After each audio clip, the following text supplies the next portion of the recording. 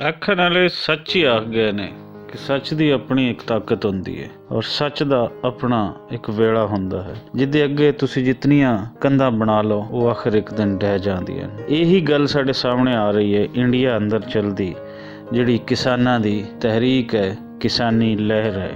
किसानां ने शायद ये सोचा भी नहीं सी कि असी जदों इत्थों टुर रहे हैं तो साडा फ्यूचर की होएगा, साडे नाल कितने लोग होएगा। लेकिन उन्हां किसानां दे सिदक नूं सलाम ਜਿਹੜੇ ਆਪਣੇ ਘਰ-ਬਾਰ ਛੱਡ ਕੇ ਤੇ ਆਪਣੀ ਖੇਤੀ ਦੇ ਬਚਾਅ ਵਾਸਤੇ ਆਪਣੇ ਆਪਣੇ ਘਰਾਂ ਤੋਂ ਨਿਕਲ ਕੇ ਦਿੱਲੀ ਵੱਲ ਚੱਲ ਪਏ। ਵੇਖਦੇ ਹੀ ਵੇਖਦਿਆਂ ਇਹਨਾਂ ਕਿਸਾਨਾਂ ਦੇ ਨਾਲ ਨਾ ਸਿਰਫ ਪੰਜਾਬੀ ਕਿਸਾਨ ਬਾਕੀ ਮਿਲੇ बल्कि इंडिया की दूसरिया रियासतों तो भी लोग उन्होंने मिलते गए और जोड़े लोग पहले सैकड़ियां की तादाद दे विच निकले सी, हज़ारां तक गल पहुँची, हज़ारां तो गल लखां तक पहुँची और फिर उहदे नाल नाल पूरे इंडिया दे विचों जिहड़े फिल्म नाल वाबस्ता सन लोग, जिहड़े गायकी नाल वाबस्ता सन लोग, वो इन्हां दे नाल आके बह गए। गल इत्थे तक नहीं रुकी, गल इस तो अगे भी निकली है। वो कैनेडा होवे, वो यूके होवे, उत्थों दियां भी सारियां हमदर्दियां उन्हां दी हुकूमतां दियां, लोकां दियां, पूरे यूरोप दियां हमदर्दियां वेखण नूं वेख रहीए ते कोई ऐसा मुल्क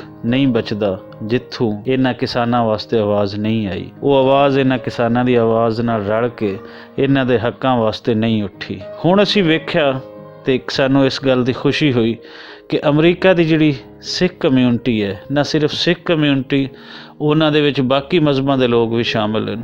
उन्होंने एक एहतजाज किया और भरवा एहतजाज होया एटलांटा जार्जिया अमरीका दे विच और एहतजाज किया गया इंडियन कौंसलेट जनरल दे सामने।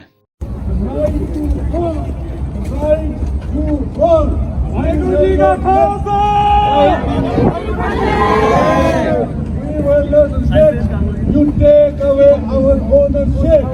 Tell your boss, we will not let you take away our ownership. We will die, but we will let you have that. Look at this small community of Afghanistan. All you guys, you are ignoring us. Listen to us. Face us. Please, listen us. Tell me, community will not work in 21st century. Will not work in 21st century. और इन्हां दा मंग यही सी कि किसानां दी जिहड़ियां मंगां हैं वो मोदी सरकार पूरी करे और ये जितनी छेती हो जावे, क्यों जे उन्हां वास्ते किसानां वास्ते हर रोज़ एक नवीं सख्ती लैके आंदा है। बेशक वो लोग ये इन्हां सख्तियां नूं झेलण दे आदी हैं, ये सख्तियां उन्हां वास्ते कोई माने नहीं रखदियां, लेकिन इन्हां ने वीरां ने, सिख वीरां ने और ये एक होर वेखण नूं जिहड़ी सानूं चीज़ मिलती है वो ये है कि ये हर उम्र हर मज़हब का बंदा वो ये शामिल है और इन्हां दी आवाज़ दे नाल आवाज़ मिला के अगे चल रही है।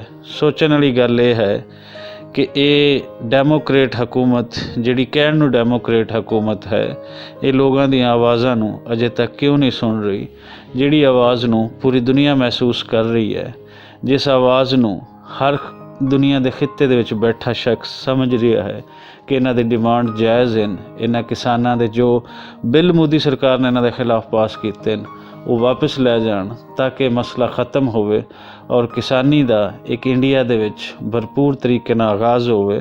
और असी अपनी वीडियो राही ये भी एक मैसेज देंगे कि बजाय कि किसानी नूं तबाह करन दे किसानी दे जदीद तरीक़िਆਂ नूं फरोग दिता जावे और उस दी देखा देखी इस खिते दे दूसरे मुल्कां दे विच भी इस खेती दा फरोग मिल सके।